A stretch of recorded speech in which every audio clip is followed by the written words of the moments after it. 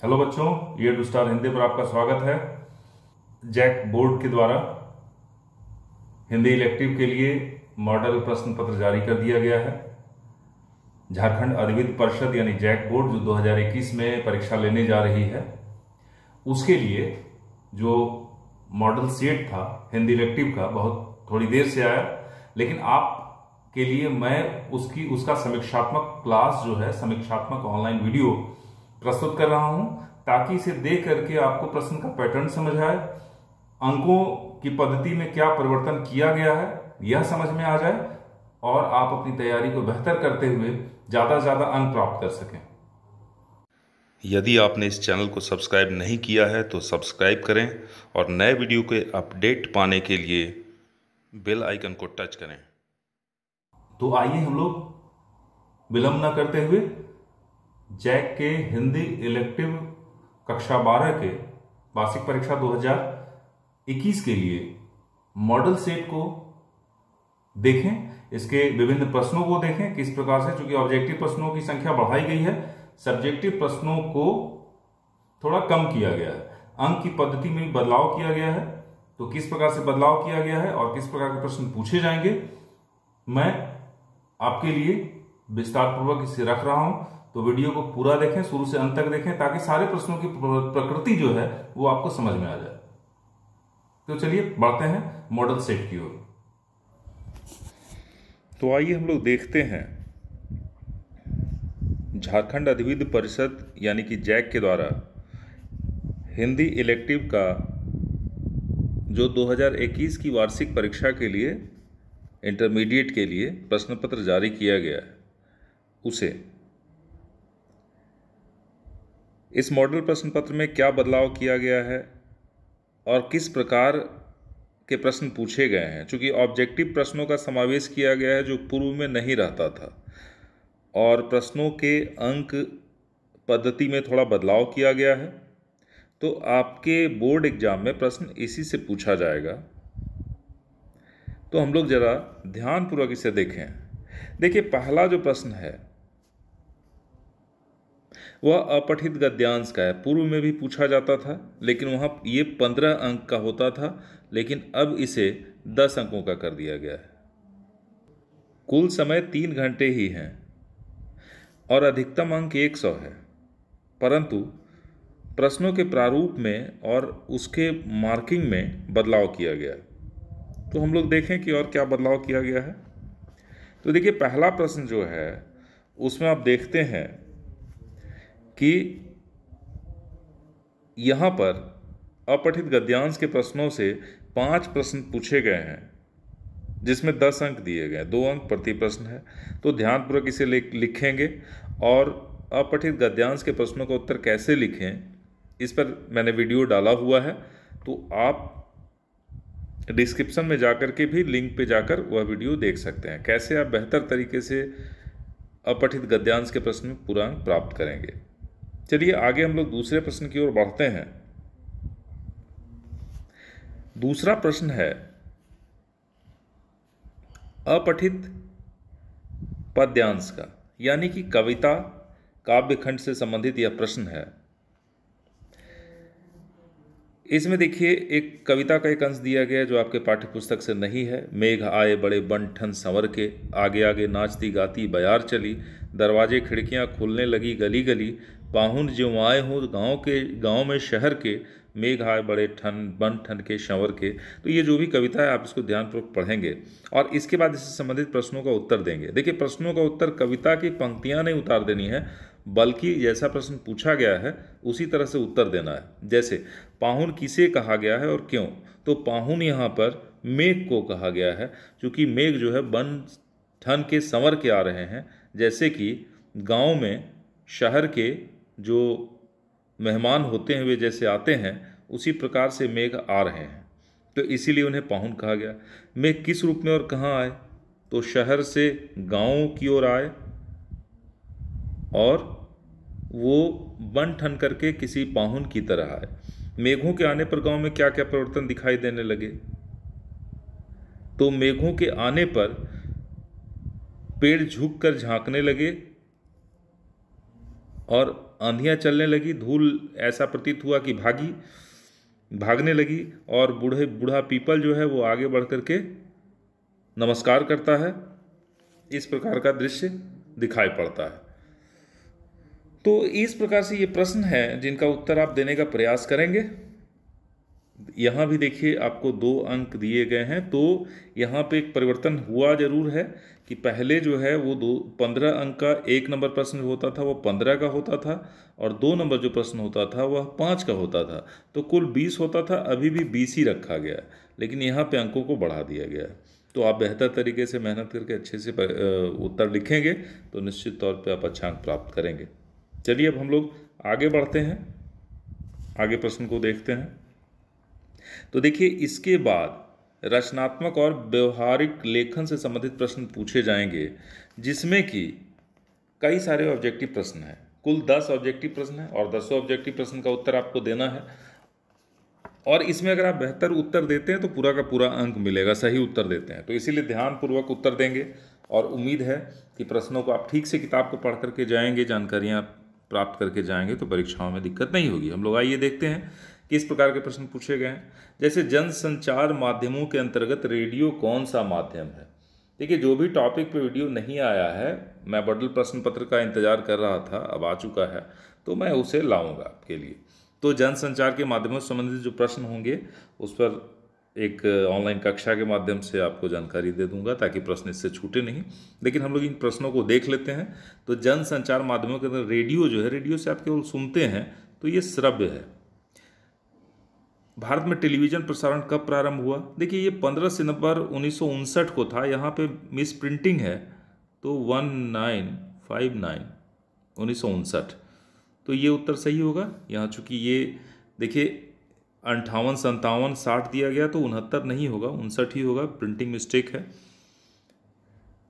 आलेख लेखन की भाषा कैसी होनी चाहिए? तो सरल भी होनी चाहिए, सुगम भी होनी चाहिए और प्रभावी भी होनी चाहिए, तो ये सभी होनी चाहिए, तो हम लोग इसको सही कहेंगे, ये सही है।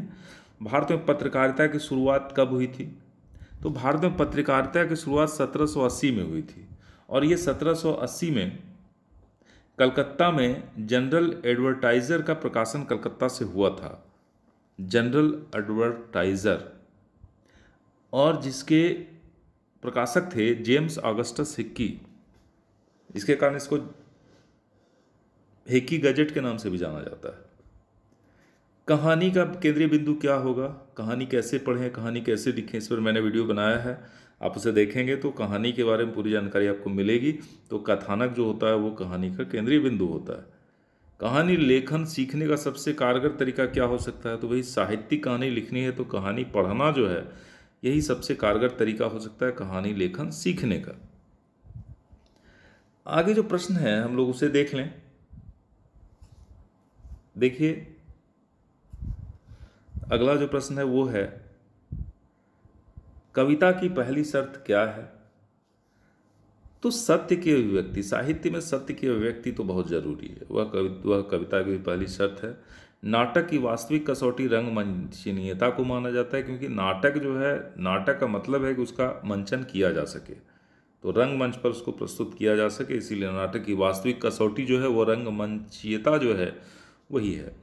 हिंदी का पहला साप्ताहिक पत्र उद्दंत मार्तंड जो है ये कलकत्ता से प्रकाशित किया जा रहा था, और पंडित जुगल किशोर शुक्ल के द्वारा 1826 में इसका प्रकाशन प्रारंभ किया गया था। 1826 में पंडित जुगल किशोर शुक्ल, याद रखेंगे क्योंकि हो सकता है उस प्रकार से प्रश्न पूछ दे। पंडित जुगल किशोर शुक्ल। भारत की पहली मूक फिल्म राजा हरिश्चंद्र नाम है फिल्म का, लेकिन बनाने वाले हैं दादा साहब फाल्के, और यह फिल्म बनी थी 1913 ईस्वी में। तो इसका उत्तर जो है, अगर ये पूछा जाए कि पहली मूक फिल्म कौन सी होगी, तब तो राजा हरिश्चंद्र, लेकिन बनाने का श्रेय दादा साहब फाल्के को जाता है, और 1913 ईस्वी में इन्होंने यह फिल्म बनाई थी। तो देखिए यहाँ 10 अंकों के लिए 10 ऑब्जेक्टिव प्रश्न है। अगर आप 10 सही करते हैं तो आपको 10 के 10 अंक मिलेंगे, इसमें अंक नहीं कटेंगे। अब हम लोग आते हैं आगे की ओर। तो अगले खंड में आप देखेंगे कि निबंध लेखन, यहाँ भी देखिए अंकों की कटौती की गई है। निबंध में अब 5 अंक हो गए, तो आपको पहले जैसा 300 शब्दों में निबंध लिखने की आवश्यकता नहीं है, इसे घटा करके 200 शब्द कर देंगे। 200 शब्द या 250 शब्द में भी लिखेंगे, समय तो रहेगा क्योंकि ऑब्जेक्टिव बढ़ाया गया है। तो इसका प्रयोग करें, थोड़ा सा छोटा करें। देखिए 3 या निबंध दिए गए जिसमें एक पर निबंध लिखना है, एक विषय पर निबंध लिखना है। इस बार परीक्षाओं के लिए बहुत इंपॉर्टेंट है कोरोना वायरस महामारी, चूँकि देखिए दूसरा स्ट्रेन शुरू हो गया है और इसलिए यह विषय, यह टॉपिक जो है बिल्कुल सामयिक है और समसामयिक टॉपिक्स पे हर बार निबंध दिया जाता है। तो उम्मीद है कि ये इस बार के लिए बहुत इम्पोर्टेंट है और मुझे उम्मीद है कि इस पर कुछ न कुछ लेखन से संबंधित प्रश्न आएगा। चलिए आगे हम लोग बढ़ते हैं और देखते हैं अगला प्रश्न। तो यहाँ पर पत्र लेखन का प्रश्न है, जिसमें कि समाचार पत्र के संपादक को या फिर अपने मित्र को आमंत्रण पत्र दिया गया। तो पत्र लेखन का प्रश्न पहले पूछा जाता था, 5 अंक के ही होते थे, इसमें कोई बदलाव नहीं है। और वृक्षारोपण की आवश्यकता पर एक आलेख या संपादकीय अथवा फीचर हो सकता है। हम लोग संपादकीय, आलेख, संपादकीय और फीचर लेखन पर एक ऑनलाइन क्लास में देखेंगे, एक वीडियो में देखेंगे कि इसे कैसे लिखेंगे। ये भी 5 अंकों का है। तो इस तरह से आपने देखा अब तक कि अपठित गद्यांश 5 अंकों का, अपठित गद्यांश जो है वो 10 अंकों का, अपठित पद्यांश 10 अंकों का, रचनात्मक व्यवहारिक लेखन से 10 ऑब्जेक्टिव प्रश्न पूछे गए, निबंध, पत्र लेखन, आलेख या संपादकीय और फीचर, ये सब मिलाकर के 15 अंक का प्रश्न पूछा गया। तो कुल मिलाकर के 45 अंकों का प्रश्न जो है वह पूछा गया विभिन्न पाठ्यपुस्तक के अतिरिक्त। पूर्व में भी यही होता था, पाठ्यपुस्तक के अतिरिक्त जो है वो 45 अंक के प्रश्न पूछे जाते थे और इस बार भी ऐसा ही है, 45 अंक के प्रश्न जो है वो पूछे गए हैं। तो हम लोग आगे देखते हैं कि पाठ्यपुस्तक से किस प्रकार के प्रश्न पूछे जा रहे हैं। देखिए पाठ्यपुस्तक इलेक्टिव में सबको पता है कि अंतरा भाग 2 और अंतराल भाग 2 पढ़ना है। तो अंतरा भाग 2 में उससे जो प्रश्न पूछे जाएंगे और अंतराल से जो प्रश्न पूछे जाएंगे, हम लोग थोड़ा इसको देख लेते हैं।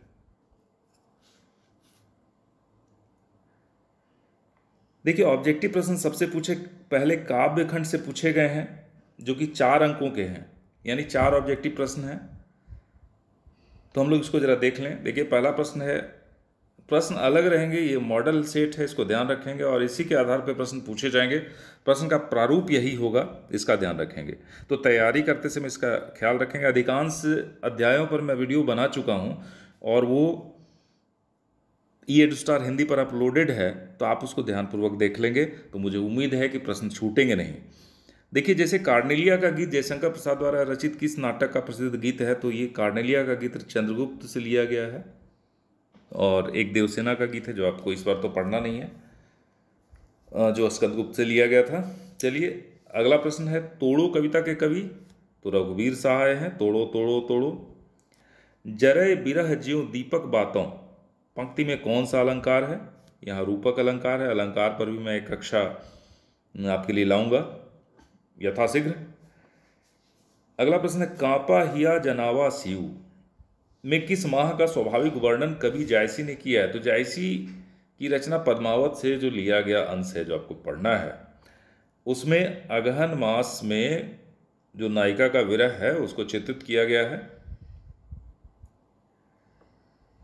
आगे अगला प्रश्न को हम देखते हैं। देखिए रिक्त स्थानों की पूर्ति से संबंधित प्रश्न है, वो भी पाठ्य पुस्तक से है और काव्य खंड से ही है।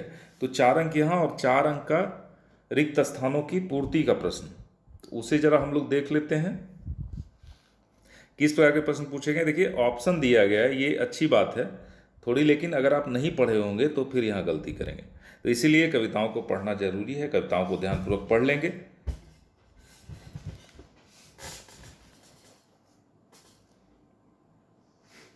देखिए यहाँ पे भी प्रिंटिंग मिस्टेक है, मर नहीं होगा, ये भर होगा। तो भर गया है, जहर से संसार जैसे हार खाकर। ये सूर्यकांत त्रिपाठी निराला जी की कविता गीत गाने दो मुझे से लिया गया है। तो इसकी आवश्यकता तो आपको नहीं है जानने, लेकिन जानना चाहिए, क्योंकि आगे के प्रश्नों में जैसे सप्रसंग व्याख्या के प्रश्नों में इसकी आवश्यकता पड़ सकती है अगर इसी से सप्रसंग व्याख्या दे दिया जाए। अगला जो प्रश्न है, इतने लोगों को इतने तरीकों से आत्मनिर्भर, मालामाल और गतिशील होते देखा है, ये एक कम विष्णु खरे की कविता से ली गई है।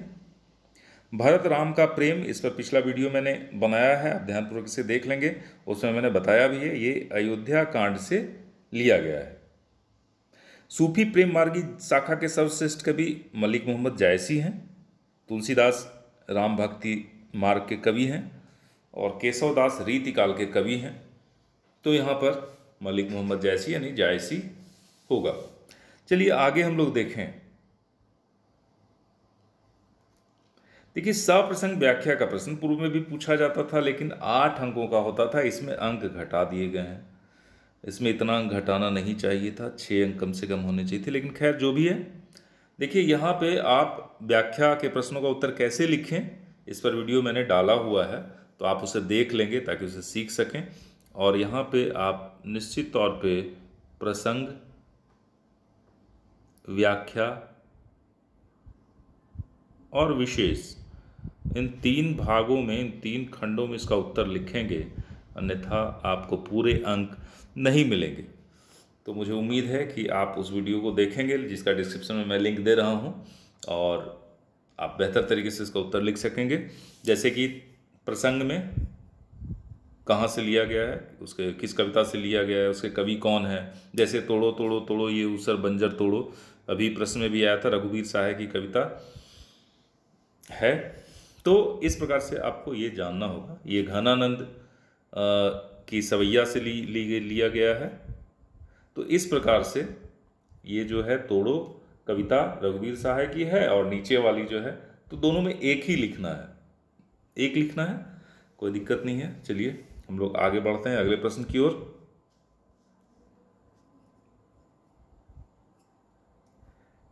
यहां पर किन्हीं 2 प्रश्नों का उत्तर देना है। देखिए, पूर्व में भी काव्य सौंदर्य का प्रश्न पूछा जाता था, तो इनमें दोनों में अथवा करके दिया गया, या तो आप काव्य सौंदर्य का प्रश्न लिखें, जैसे ये अथवा जो ये प्रश्न है पद्य भाग से, उसको आप लिख सकते हैं। तो ये एक ऑप्शन आपके लिए बढ़ा। पहले काव्य सौंदर्य का प्रश्न अनिवार्य होता था लिखना, ये 4 अंक करके हैं। तो काव्य सौंदर्य में आप भाव सौंदर्य और शिल्प सौंदर्य 2 भागों में बांट करके लिखेंगे, एक भाव सौंदर्य और दूसरा शिल्प सौंदर्य। इन 2 भागों में आपको लिखना होगा, अन्यथा आप फिर पाठ के प्रश्न का उत्तर लिख सकते हैं। दूसरे में भी है, देखिए ये प्रश्न है, और ये जो है काव्य सौंदर्य का प्रश्न है। इसके बाद अब तक हम लोग पद्य भाग देख रहे थे, काव्य भाग देख रहे थे, पद्य भाग देख रहे थे। अब हम लोग देखेंगे गद्य भाग। तो गद्य भाग से किस प्रकार के प्रश्न पूछे गए हैं। देखिए, जैसा कि आपने देखा कि पद्य भाग से ऑब्जेक्टिव प्रश्न पूछे गए हैं, गद्य भाग से भी ऑब्जेक्टिव प्रश्न पूछे गए हैं। इसमें भी पहले ऑब्जेक्टिव हैं, हम लोग इसको देख लेते हैं। जैसे प्रेमघन की छाया स्मृति किस शैली की रचना है, तो सारे चैप्टर्स की शैली आप लिख लेंगे अपनी कॉपी में, नोट में, और से याद कर लेंगे। देखिए, ये संस्मरणात्मक निबंध है। आचार्य शुक्ल के सहपाठी, पाठ में जो पात्र हैं, अर्थात जितने संज्ञा आते हैं, सबको अंडरलाइन करेंगे। देखिए, पंडित लक्ष्मी नारायण चौबे उनके मित्र हैं। धर्म के रहस्य जानने की इच्छा प्रत्येक मनुष्य न करे, यह पंक्ति गुलेरी जी की रचना घड़ी के पुर्जे से ली गई है। इसके बाद अगला प्रश्न है, हरगोबिंद कौन है। आप वीडियो देख सकते हैं, इस पर मैंने वीडियो बनाया है। तो हरगोबिंद संवदिया है, फणीश्वरनाथ रेणु की कहानी का पात्र। 4 हाथ लघु कथा असगर वजाहत की लघु कथा है, व्यंग्यात्मक लघु कथा है, जिसमें पूंजीवादी व्यवस्था मजदूरों की स्थिति की ओर संकेत किया गया है।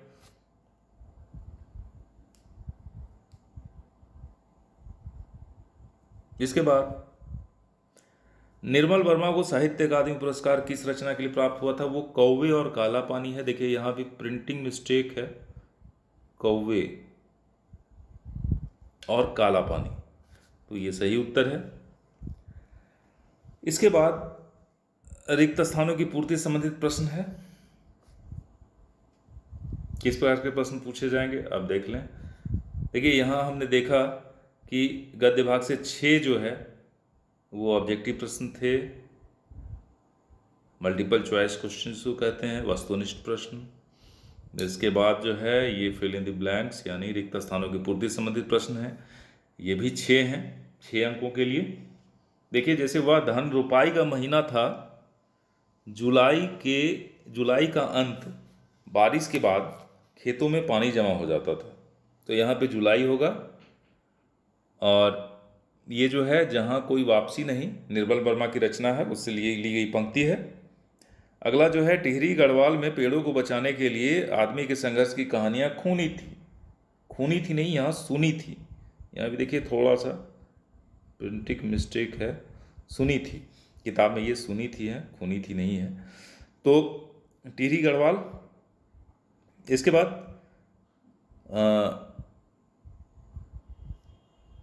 गंगा पुत्र के लिए गंगा मैया ही जीविका और जीवन है, ये दूसरा देवदास जो ममता कालिया की कहानी है उससे लिया गया है।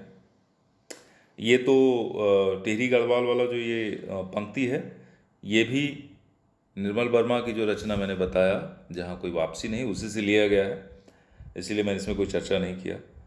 देखिए कटिहार जंक्शन पहुंचकर उसने देखा 15-20 साल में बहुत कुछ बदल गया है, तो यहाँ पे भरा जाएगा 15-20 साल। ये संबदिया से लिया गया है जो कि फणीश्वरनाथ रेणु की कहानी है।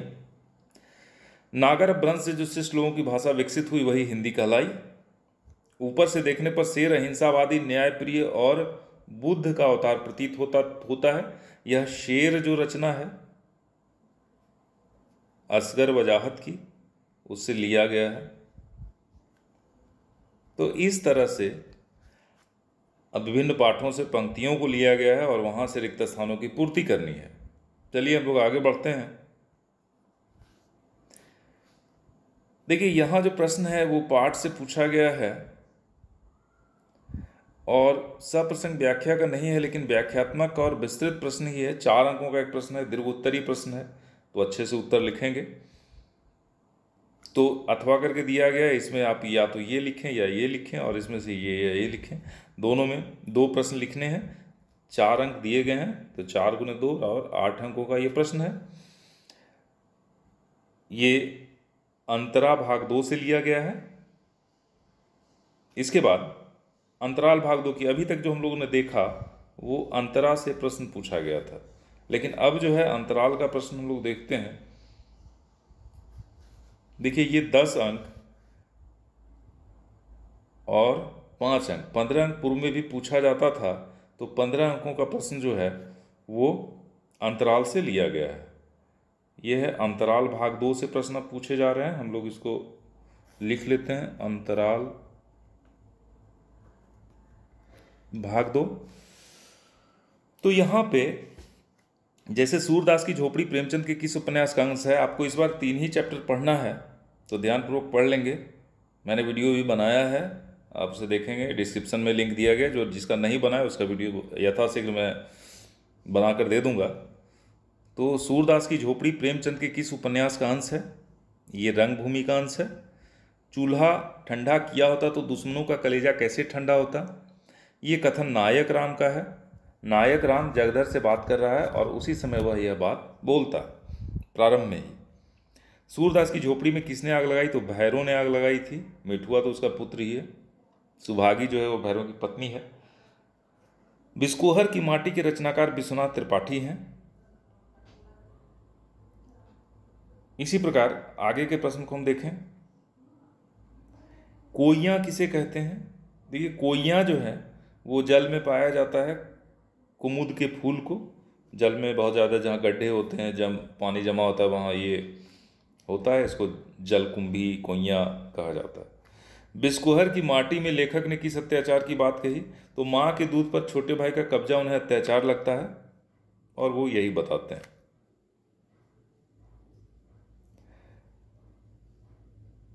इसी प्रकार से आगे प्रश्न है, आगे देखिए प्रश्न, कृष्ण किस पेड़ की डाली पर झूला करते थे? तो कदम्ब है, यहाँ केन लिखा हुआ है, ये कदम्ब है। बथिया, कथरी और बरहा, तो ये फल का विकसित रूप, बिछौना, खेती की सिंचाई के लिए बनाई गई नाली। फिर हम लोग आगे के प्रश्न को देखते हैं।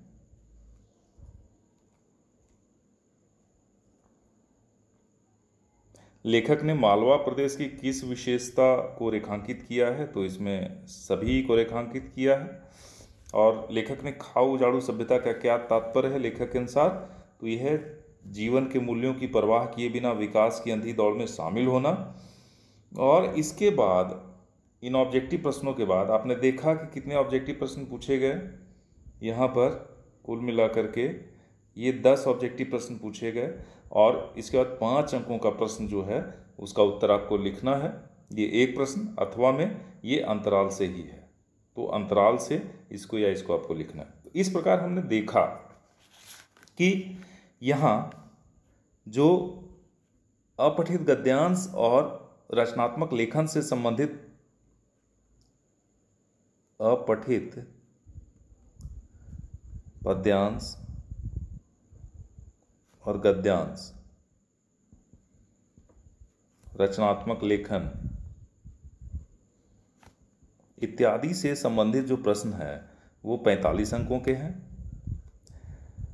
इसके बाद 55 अंकों में 40 अंकों के प्रश्न जो है वो अंतरा भाग 2 से है और अंतराल भाग 2 से 15 अंकों के प्रश्न है, अर्थात कुल 100 अंक हुए। तो इस प्रकार से जैक के द्वारा, झारखंड अधिविद्य परिषद के द्वारा 2021 के बोर्ड के लिए जो मॉडल सेट जारी किया गया है हिंदी इलेक्टिव के लिए, उसमें अंकों का वितरण इस प्रकार से किया गया है।